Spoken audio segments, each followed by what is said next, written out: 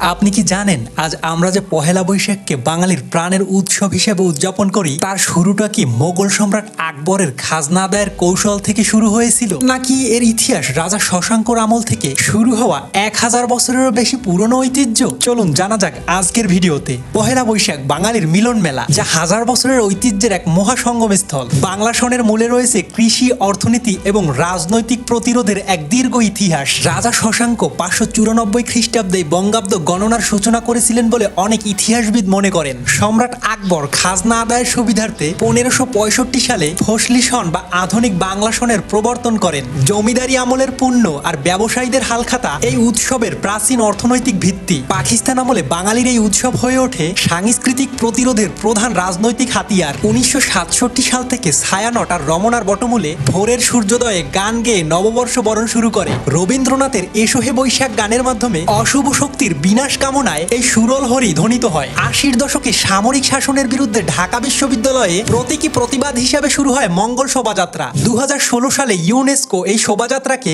মানবতার অমূল্য সাংস্কৃতিক ঐতিহ্য হিসেবে স্বীকৃতি প্রদান করে। ডক্টর মুহাম্মদ শহীদুল্লাহর কমিটির সংস্কারের ফলে বর্তমানে বাংলাদেশে প্রতি বছর 14 এপ্রিল নববর্ষ উদযাপিত হয়। পান্তা ইলিশ আর লাল সাদা পোশাক এখন বাঙালির এই অসাম্প্রদায়িক উৎসবের দৃশ্যমান প্রতীক। 2026 সালে বৈচিত্র্য ও ঐক্যের বার্তা নিয়ে নতুন আঙ্গিকে আয়োজিত হয় বর্ণিল বৈশাখী শোভাযাত্রা। সময়ের সাথে উৎসবের রূপ বদলালেও বাঙালির শেকড়ের টান ও ঐক্যের সুর আজও অমলিন। পহেলা বৈশাখ কেবল একটি দিন নয়, এটি বাঙালির অস্তিত্ব এবং আগামীর সমৃদ্ধ বাংলাদেশের চালিকা শক্তি। ভিডিওটি ভালো লাগলে অবশ্যই কমেন্টে আপনার মূল্যবান মতামতটি জানাবেন।